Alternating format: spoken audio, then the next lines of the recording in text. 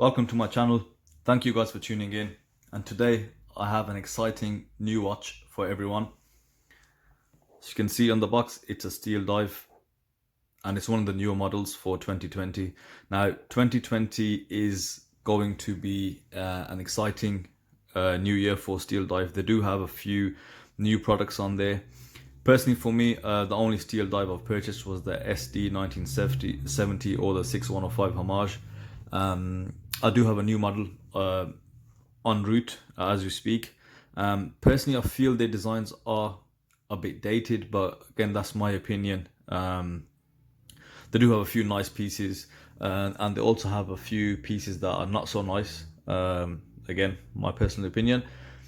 So let's have a look what's in the box.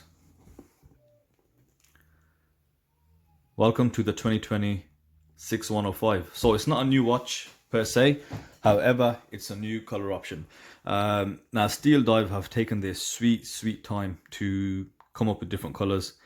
As you know, with Heimdall, their 6105 or 6309 turtles and as well as San Martin, they released them in a few different colors. Obviously the colors are not difficult, but this probably shows that Steeldive is actually growing. So as you're probably aware, to get a certain color option, it does cost X amount of money because their dials are obviously designed for them, so on and so forth. So if they're expanding into different color options, looking at different models, it signals some exciting growth, and I hope it is exciting. So I'm really looking forward to what Steeldive can bring us this year. So without further ado, this is not a new watch. So my old video that I did, this is the newer upgraded version. So everything applies. The only thing different is the actual color. And let's have a look at the color in detail. For those of you that have not seen the previous videos, if I give you a quick rundown of the specifications, you've got a 44mm diameter case with a 46mm lug to lug, and the thickness is 13.5, and the bracelet lug width is 20mm.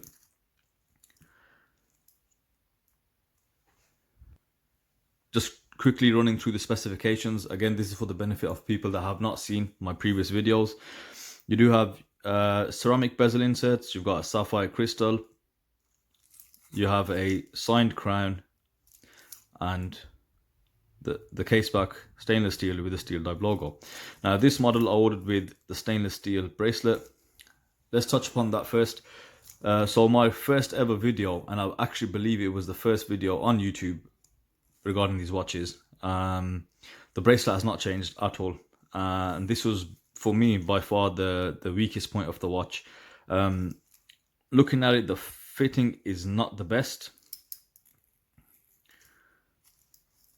and the actual feel of the bracelet is not the best, and obviously they've got this horrible stamped clasp. But that being said, I do prefer them on silicone straps or leather straps. They look brilliant on those. Case finish is the same. Like I said, everything's the same as the previous models. Obviously the only thing different is the color.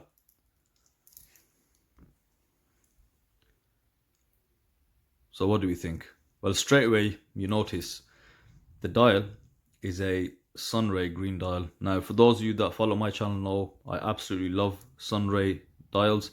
However, I will say on camera this seems to be giving off more of a sunray effect. In person, depending on lighting, it doesn't give off that much, just a very slight shine across the dial. I do like the tone of green. I like the shade of green. I think it's quite pleasant. It's not too dark, and it's not too bright. Comparing it to the SKX Heimdall Homage, that was a bit bright.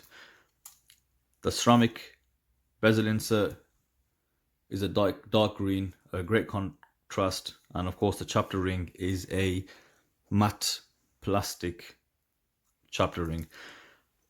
I think on the black model you don't notice the chapter ring as much. On this one you do notice it a lot more. I think I would have preferred it to be maybe stainless steel or aluminium. And personally for me, some markers would have been a great touch. Because it's just, I don't like to see, you know, blatant plastic around the sides. The dial, usual quality from Steeldive, very good quality dial. A great classic design, which is homaging the 6105. You've got crisp minute track. The hands are, of course, usual Steeldive quality and crisp printing. And I love dials that have a frame around the date window. I think it adds just that slight touch of quality. Crown is a screw down. Movement is NH35. You can't go wrong with the NH35 movement at all.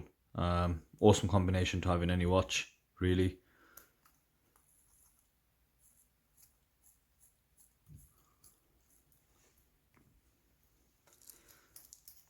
So there we have it, guys, the new color. As I mentioned, stay tuned to my channel. Make sure you subscribe because I have a few new models coming through. Another one of Steeldive, which should be here very soon, and I've got a few Heimdall watches en route too.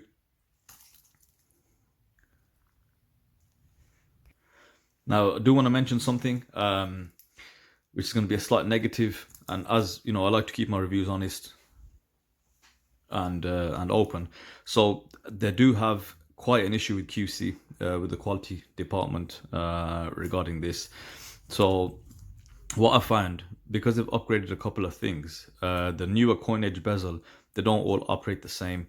They have certain spots normally around the 11 p.m. marker where it just gets a bit stiff and then it rotates around. Now, as with all things, yeah, I don't like the sound of the click. As you heard that, it doesn't sound really nice. It's probably down to, you know, the upgrades they made the newer part. Personally, I don't think the bezel was required, but we don't know the reality of why they actually changed it. It might have been cheaper. It definitely does feel cheaper. That's it, really. So a couple of inconsistencies from the so-called upgrade. Again, you know, you've got the slightly raised sapphire glass. That's subjective because I do prefer the flat sapphire. I know there are a lot of people that actually do like this, so that's quite subjective. But other than that, the usual good quality, I would say. Overall, it is great quality. There are a few problems, but again, with the price point, that is expected. You know, what we do find with the Chinese watches is, yeah, you're getting the amazing specs, but what you do find, the overall finish and finesse is lacking from, I'd say, all of them. There isn't really a Chinese watch that I've held till this day where I think, when I'm just blown away by it, except I'd say the Proxima, the Marine Master, you know, really good quality. But again, that has a few, you know, slight downsides, and mostly you can tell on the bracelets, the finishing on the bracelet. But if you compare that to Seiko's, and I think ultimately that's what you're paying for. When you pay that higher price point, you know, you're paying for that last bit of finesse on the product, that last bit of extra finishing. So whether it's just that extra polishing, you know, or the extra little bit of QC, and that's where, you know, you have your value add activities when you are producing manufacturing watches. That's what you're paying for. So, you know, we can't forget that. Obviously, like I said, with these watches, you are going to get the little niggles and the little issues because they're trying to get all this out to you within a very, very, very small price point. You know, there is not even micro brands are giving you NH35, sapphire, your ceramic, you know, stainless steel, all for under or around £100. So for that price point, I think they're doing amazingly well. You know, if these become a bit more mainstream, it's going to be hard to compete with them, honestly. But anyway, that's all I have to say. Thank you for watching, guys. Let me know your thoughts in the comments, if you've ordered one or if you have received yours, and what you actually think. As always, subscribe. Please continue supporting the channel. I really do appreciate it. Thank you for watching.